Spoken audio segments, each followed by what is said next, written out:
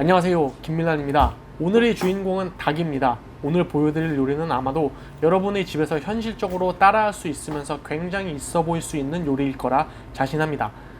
여러분은 혹시 이런 형태의 가금류 요리 사진을 보신 적이 있나요? 흔히 치킨 크라운 또는 크라운 오브 치킨이라고 부르는 손질법, 그리고 넓게는 조리법까지 지칭하는 용어인데 마치 왕관과 같은 모양이라 크라운이라고 부릅니다. 모든 가금류에 적용할 수 있는 방법으로 특히나 뼈채로 익히기 때문에 훨씬 더 촉촉하고 무엇보다 가슴살의 모양을 뒤틀림없이 잘 살릴 수 있는데요. 어떻게 하는지 지금부터 알려드립니다.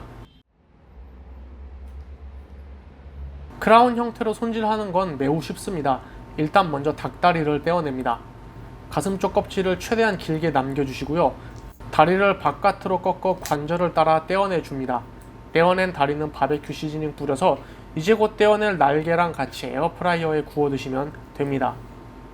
날개 떼고 뒤로 돌려서 껍질을 가른 다음 목뼈 제거하고 다시 돌려서 껍질 드러낸 다음 위시본을 제거합니다. 그리고 껍질 안쪽에 기름을 제거한 다음 마지막으로 가슴살 아래쪽을 따라 사선으로 갈비뼈를 잘라서 몸통뼈를 떼어내면 끝입니다. 떼어낸 뼈는 모아두었다가 소스나 육수 끓일 때 사용하시면 됩니다.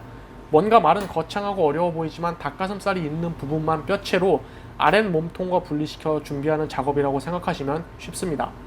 이제 같이 곁들일 요리로 페페로나타를 만들 건데 색 구분 없이 파프리카를 5개에서 6개 정도 준비해주세요. 저는 부드러운 식감을 위해 껍질을 벗길 거지만 귀찮으시면 안 하셔도 됩니다. 벗기는 방법은 이렇게 필러를 사용하거나 토치로 겉을 그슬리거나 고온의 오븐에서 구운 다음 그릇에 넣고 랩을 씌워 자체 열기로 껍질을 쉽게 벗기는 방법도 있습니다. 저는 필러로 벗길 건데 되는 데까지만 벗긴 후 꽁지 따고 씨 제거한 다음 4등분해서 흰 부분 제거하고 아까 미처 제거하지 못했던 부분까지 깔끔하게 정리해 주었습니다. 앞서 말했듯 껍질은 안 벗겨도 됩니다. 다만 껍질을 벗기면 좋은 점은 걸리적거리는 것 없이 조금 더 부드러운 식감을 얻을 수 있다는 것입니다. 그러니 여러분 하고 싶은 대로 편하게 하시면 됩니다. 자, 이렇게 흰 부분까지 완전히 제거한 파프리카는 가늘게 채 썰어줍니다. 길이가 달라도 크게 상관없습니다. 파프리카 끼리 크기가 제각각이기 때문에 당연히 다를 수밖에 없습니다. 대신 두께만 일정하게 맞춰서 썰어줍니다. 파프리카 대신 피망을 사용해도 무방합니다. 마늘 2개, 양파 2개도 준비해서 가늘게 채 썰어줍니다. 바닥에 넓은 냄비를 센 불에 올리고 엑스트라 버진 올리브유를 넉넉하게 둘러줍니다. 그리고 양파와 마늘을 넣습니다. 소금, 후추간도 넉넉하게 합니다. 재료들이 숨이 완전히 푹 죽을 때까지 볶아줍니다. 야채의 수분이 많기 때문에 센 불로 볶아줍니다. 다만 재료가 냄비에 비해 터무니없게 적거나 냄비가 너무 크면 불을 약하게 해야 재료가 타지 않으니 꼭 명심하세요. 양파, 마늘이 푹 익고 풋내가 전부 사라지면 와인 식초를 1스푼 정도 넣습니다. 식초가 줄어들면서 산미는 줄어들고 고유의 단맛이 올라옵니다. 식초를 완전히 졸여주세요. 식초가 완전히 줄어들면 잘라놓은 파프리카를 전부 넣습니다. 냄비에 비해 재료가 너무 많은 것 같지만 강불로 조리시 숨이 빠르게 죽으면서 순식간에 부피가 줄어듭니다. 무엇보다 껍질을 벗겨두었기 때문에 훨씬 더 수월하게 진행될 겁니다. 마찬가지로 소금, 후추간을 넉넉하게 해주세요. 약간의 매콤함을 주기 위해 페페론치노도 조금 넣었습니다. 불을 줄이지 말고 센 불로 계속 볶아주세요. 조리 시간을 빠르게 가져갈수록 재료 고유의 식감과 풍미가 잘 유지됩니다. 파프리카에서 나온 물을 최대한 빠르게 날려주면서 볶아주세요. 그만큼 야채 맛이 강하게 농축되고 풍미가 진해집니다. 이제 월계수 잎2장과 타임을 넉넉하게 넣습니다. 건조한 타임이나 오레가노를 넣어주면 프랑스 가정식 느낌으로 바꿀 수 있습니다. 토마토 파사타를 3, 4스푼 정도 넣습니다. 토마토는 부족한 감칠맛과 농도를 보충해 줍니다. 이제 잘 섞어가면서 거의 수분감이 없이 빡빡하게 될 때까지 익혀줍니다. 바닥에 눌어붙거나 타지 않도록 계속해서 잘 저어주세요. 이 상태로 약 15분 정도 끓이면 완성입니다. 마지막으로 불을 끄고 바질잎을 넉넉하게 잘게 썰어 넣고 잘 섞어 마무리합니다. 완성한 페페로나타는 냉장고에서 식혀 차갑게 먹을 수도 있습니다. 빵 위에 얹어 먹거나 파스타 소스로 활용해도 굉장히 좋습니다. 닭고기, 돼지고기, 생선 가리지 않고 굉장히 잘 어울리기 때문에 한번 만들어 두면 요긴하게 사용할 수 있을 겁니다. 냉장 보관하다가 따뜻하게 데워 먹고 싶을 땐 냄비에 옮긴 후 약불로 천천히 데워서 드시면 됩니다.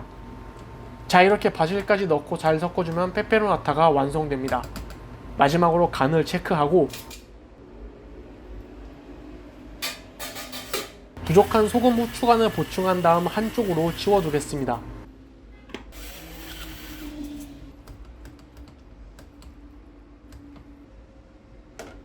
닭고기는 냉장고에서 하루 동안 건조했습니다.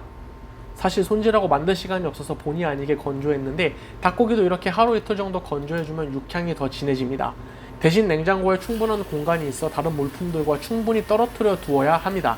충분한 공간이 없다면 그냥 랩 씌워서 두거나 바로 조리해서 드세요. 자, 닭에 소금, 후추간을 넉넉하게 하고 뜨겁게 달군 팬에 식용유를 둘러줍니다. 그리고 닭고기를 넣고 껍질이 노릇해지도록 잘 구워줍니다.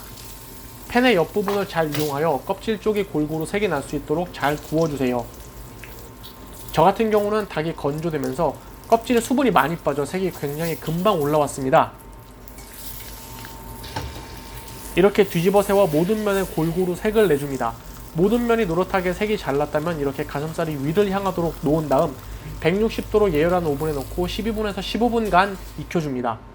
이후 중심부가 52도에서 54도까지 도달하면 버터 베이스팅을 합니다. 한 가지 주의할 점이 있다면 이렇게 뼈채 조리할 때에는 온도계 바늘이 가슴 안쪽 뼈까지 닿게 해서 온도를 제어합니다. 왜냐면 뼈랑 맞닿아 있는 부분이 제일 나중에 익기 때문입니다. 베이스팅은 1분 정도로 빠르게 끝내고 오븐에서 익힌 시간만큼 레스팅을 한 뒤 가슴살을 발라냅니다. 뼈째로 익히는 조리법의 장점은 무엇보다 고기가 열에 직접적으로 노출되는 부분이 줄어들어 그만큼 고기가 뻑뻑해지지 않고 촉촉하게 유지됩니다. 단점은 그만큼 제대로 익히기가 조금 어려울 수도 있습니다. 하지만 제대로 해내기만 한다면 그 어느 조리법보다 더 부드럽고 촉촉하게 익힐 수 있습니다. 발라낸 가슴살은 테두리를 다듬어 모양을 예쁘게 만들어 주도록 할게요. 딱 봐도 윤기가 좌르르 흐르고 얼마나 촉촉한지 육안으로 선명하게 보일 정도입니다. 이제 접시에 준비한 페페로나타와 닭가슴살을 예쁘게 담은 뒤 장식용 바질 작은 잎을 몇 개 얹어주면 완성입니다.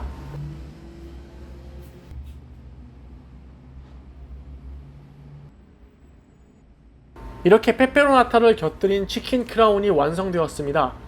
그냥 보기에도 너무나 먹음직스러워 보이지 않나요? 집에서 꼭 도전해 보시길 바랍니다.